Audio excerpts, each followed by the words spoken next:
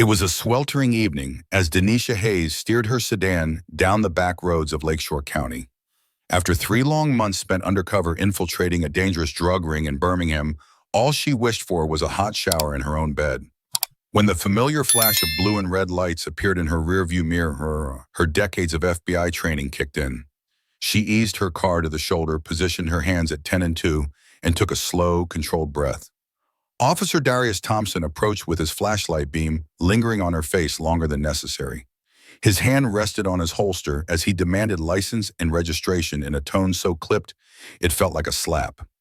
Denisha remained calm and asked politely, "May I know why I'm being stopped?" Officer Thompson sneered. "Broken taillight." Denisha knew her vehicle was in perfect condition. She had personally checked every maintenance point before this drive home. "I'm headed back to Birmingham after a business trip," she explained, meeting his eyes without flinching. He scoffed.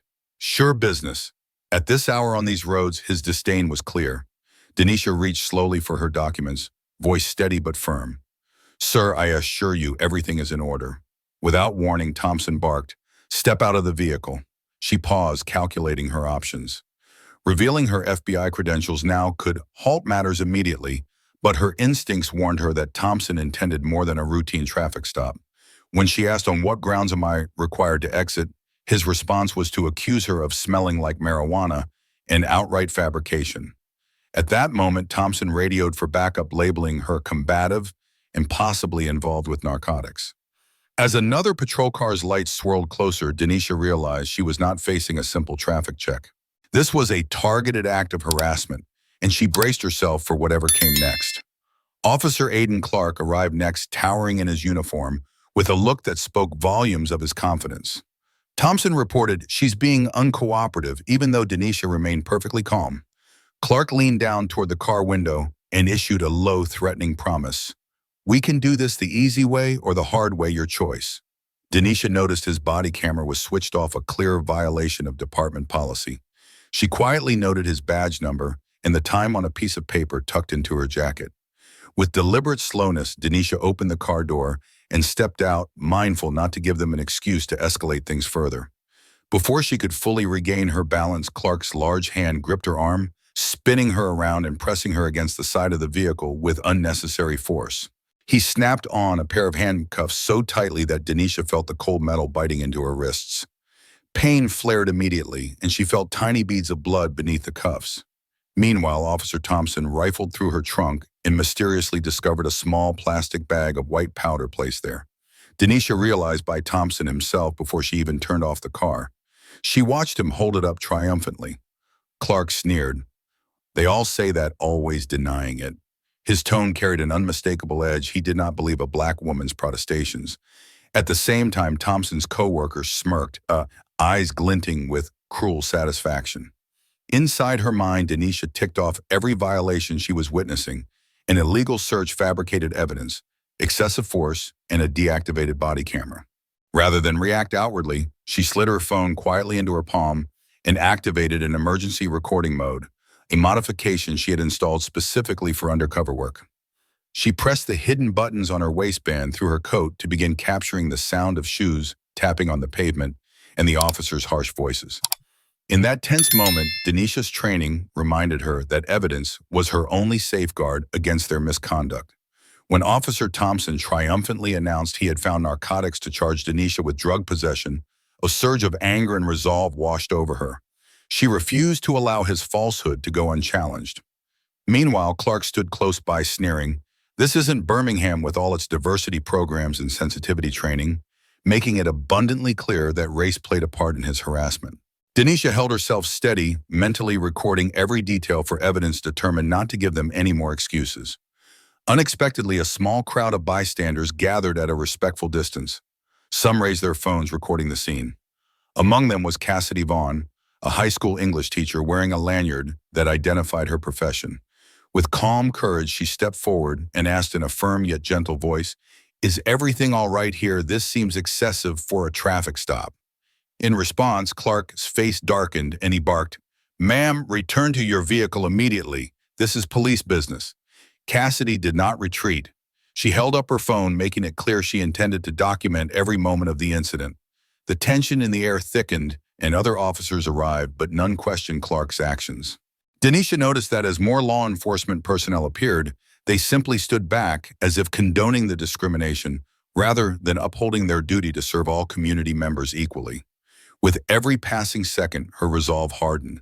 She knew the bystanders would become crucial witnesses, just as Cassidy's intervention had already shifted the power dynamic. Denisha's mind worked swiftly. She had to remain composed until she could present undeniable proof of their misconduct. In that charged moment, officers unwilling to back down, a growing audience watching, and Cassidy's defiant presence, Denisha recognized that her fight for justice was no longer confined to a simple traffic stop. This was about exposing systemic bias and cruelty in a place that prided itself on law and order. She glanced at Cassidy, then at the crowd, and silently vowed that the truth of what Clark and Thompson had done would not be buried. As tension mounted, two more patrol cars arrived, their lights painting the night in harsh red and blue. Not a single officer challenged Clark's behavior.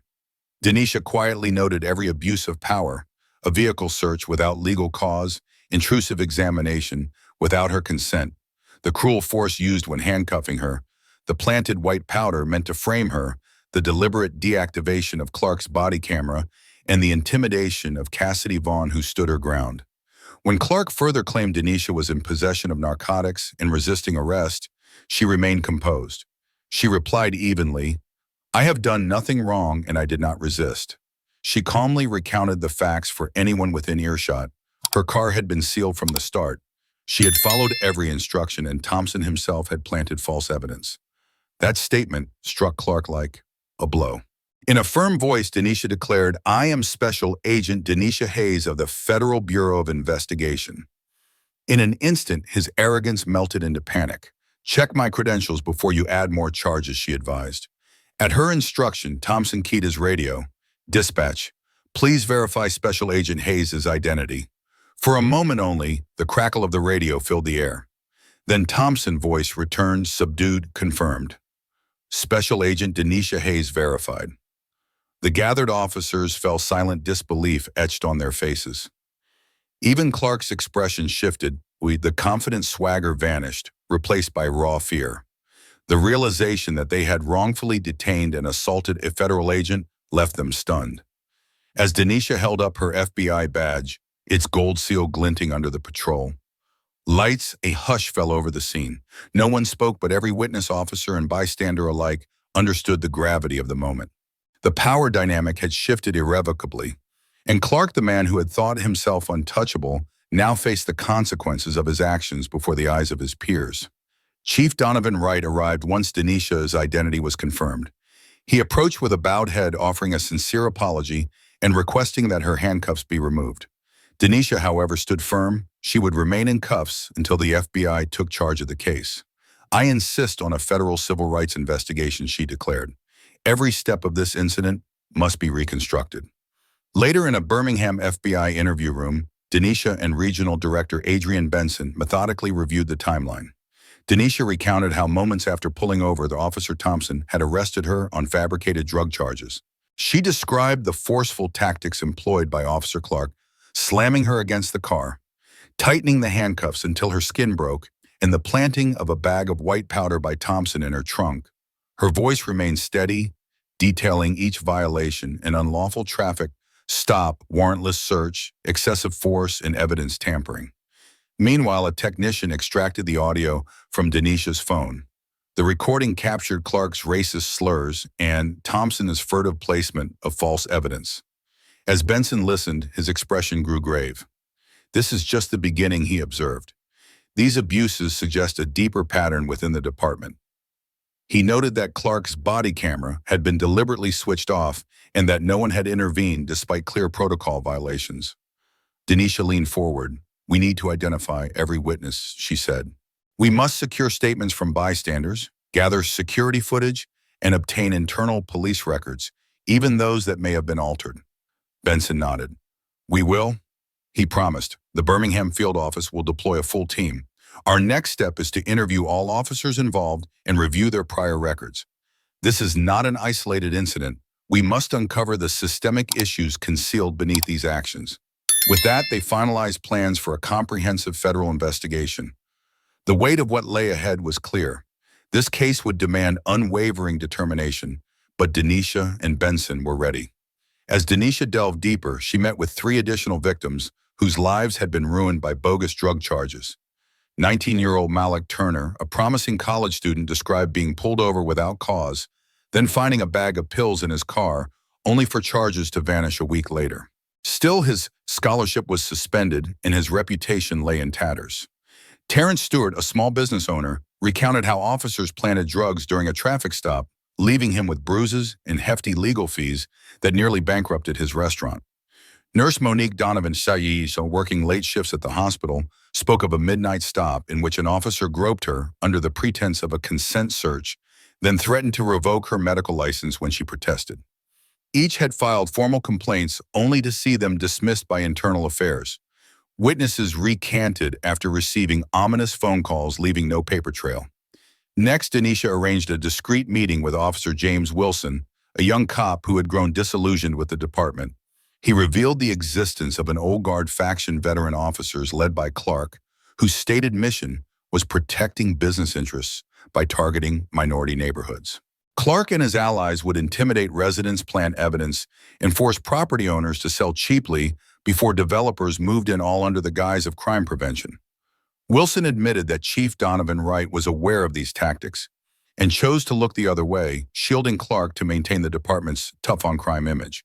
Armed with Wilson's insider testimony and detailed notes on each victim's story, Denisha recognized a pattern of systemic corruption stretching beyond a single traffic stop. She recorded every name date and threatened witness understanding that these accounts would become crucial pieces of evidence. The corruption, she realized, permeated not just the police force, but also the local courts and city government, an unholy alliance driven by greed, racism, and the promise of quick profits from low property prices. With each revelation, Denisha felt the weight of her mission to expose an entire network that had thrived in the shadows, harming countless lives in the process.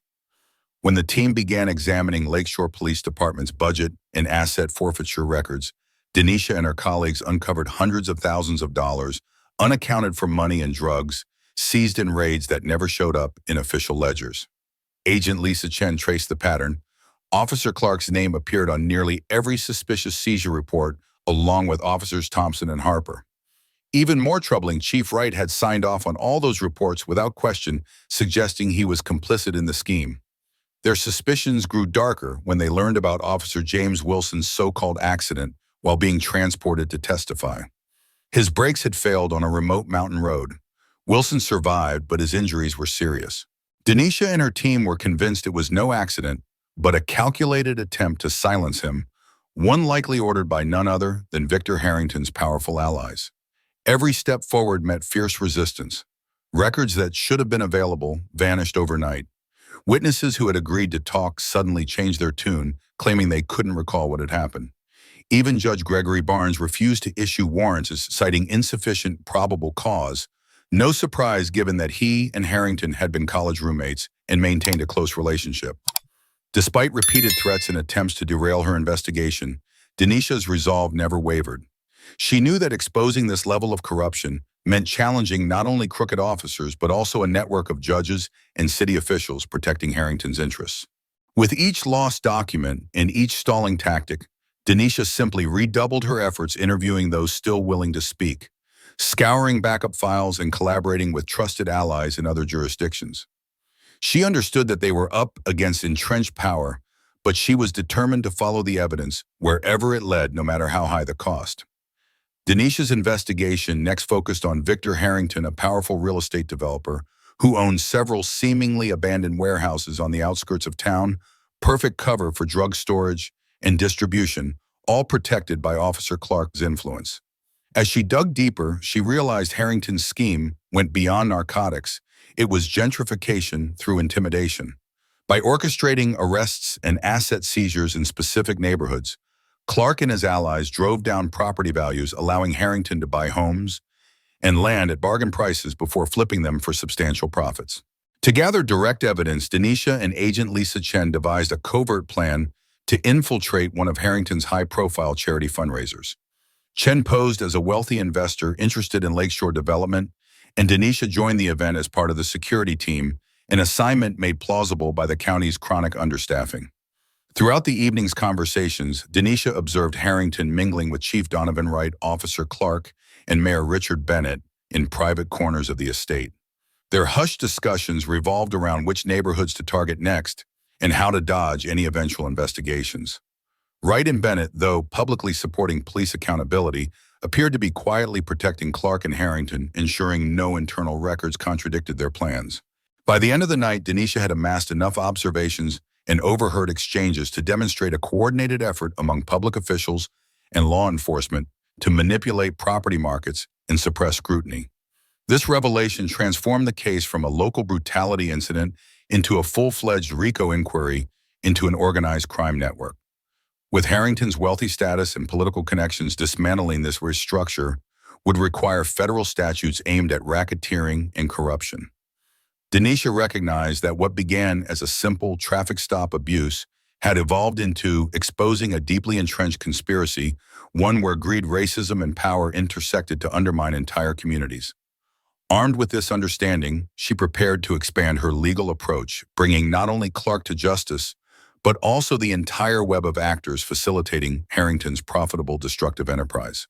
Denisha and her team devised a clever ruse to expose the mole within the FBI Deputy Director Lawrence Simmons, who had deep financial ties to Victor Harrington. They fabricated a detailed witness statement implying knowledge of missing narcotics in one of Harrington's warehouses. As expected, when Clark and his associates scrambled to sanitize the warehouse, late one night, federal surveillance captured them in the act. At dawn, agents descended on the property, revealing a fully operational drug processing lab hidden behind a false wall. Meanwhile, Harrington attempted to flee from a private airfield carrying $2 million in cash, but was intercepted and taken into custody the moment beaming live across local news. Back at Clark's residence, agents found him barricaded inside. He held out for nearly 2 hours before finally surrendering. In his panic to destroy evidence, he flushed documents and smashed hard drives, but FBI forensics recovered the damaged files. These included emails and text messages outlining plans to intimidate and target minority neighborhoods, proof of a racially motivated criminal enterprise. Federal prosecutors then broadened charges. 17 individuals were indicted under RICO spanning civil rights violations, drug trafficking, and conspiracy to commit violence. Among those charged were 6 Lakeshore County police officers, 3 local government officials, 2 rogue FBI employees, including Simmons, and 6 of Harrington's associates. Recognizing he faced decades behind bars, Chief Donovan Wright negotiated a cooperation deal, providing sworn testimony that implicated Mayor Richard Bennett and Judge Gregory Barnes in the corruption network. This sprawling web of indictments sent shockwaves through Lakeshore County, demonstrating how a carefully orchestrated sting can dismantle a powerful coalition of crooked cops, politicians, and businessmen. The first federal trial was packed to the rafters with journalists and local residents. Judge Elaine Stewart, known for her fairness, read out the 93 charges against the defendants, covering RICO offenses, civil rights violations, drug trafficking, and obstruction of justice. As the courtroom fell silent, Denisha presented evidence meticulously, financial records showing illicit payments, text messages between Harrington and corrupt officers, audio recordings of racist threats, and photographs from bystanders' cameras. One by one, victims took the stand. Malik Turner described how planted drugs nearly derailed his college career. Terrence Stewart detailed the false arrest that almost ruined his restaurant. Monique Donovan recounted sexual harassment and intimidation by Officer Clark. Their testimonies brought the charges into sharp relief. Officer Aidan Clark received the maximum sentence for his role in the conspiracy years in prison, civil rights convictions, and forfeiture of personal assets. Victor Harrington, the developer who orchestrated the entire scheme, was sentenced to 30 years. Chief Donovan Wright, whose cooperation had been crucial, received 12 years for his part in covering up crimes. Mayor Richard Bennett and Judge Gregory Barnes were formally charged and faced trials of their own. In the wake of these convictions, the Department of Justice placed the Lakeshore County Police Department under federal oversight, mandating comprehensive reforms. Officers now had strict guidelines to follow, and an independent civilian review board was established to ensure transparency. James Wilson, the whistleblower, whose own injuries became a symbol of the fight for justice, was appointed to help draft the new code of conduct for Lakeshore officers. Community forums and healing sessions were organized, allowing residents who had been wrongfully arrested to share their stories and receive reparations. Neighborhoods once terrorized by corrupt policing now saw officers engaging respectfully, with citizens knocking on doors to build trust instead of delivering threats. On her final visit to the roadside where she had first been handcuffed, Denisha stood quietly and allowed herself a small, satisfied smile. One courageous stand had set off a chain reaction, transforming an entire community. Justice might sometimes arrive late, but with steadfast determination and bravery, it inevitably arrives. Through the journey of exposing systemic corruption and racism, we learn that justice does not arrive on its own, but must be forged through persistence, courage, and a willingness to document evidence. The clear message is that when authority abuses its power, silence equals complicity. If I were in the protagonist's shoes, I would continue using my influence to support disadvantaged communities, collaborate with civil rights organizations, protect witnesses, and advocate for legislation that strengthens accountability for law enforcement. What matters most is not allowing those in power to quietly step back once partial reforms have been achieved. We must maintain pressure to ensure genuine, lasting change. As for whether racism will truly end by 2050, the answer is likely not completely. Racism is deeply rooted in history and persists across generations. However, if each of us understands that human dignity is equal and continuously fights injustice through education, community organization, and fair policy, we can significantly reduce this problem. By 2050, if everyone constantly asks whether their actions contribute to dismantling prejudice, we will be much closer to ending racism. Justice and human dignity are never archaic. They demand that we stand up and speak out until every individual, regardless of skin color, lives in a society of respect and fairness. Disclaimer: this story is entirely fictional. All characters and events are creations of the author and are not intended to reference or criticize any real person. It is designed to raise awareness of responsibility, justice, and the importance of treating one another with respect and dignity. We firmly oppose all forms of violence, prejudice, and injustice. Please consider this before viewing.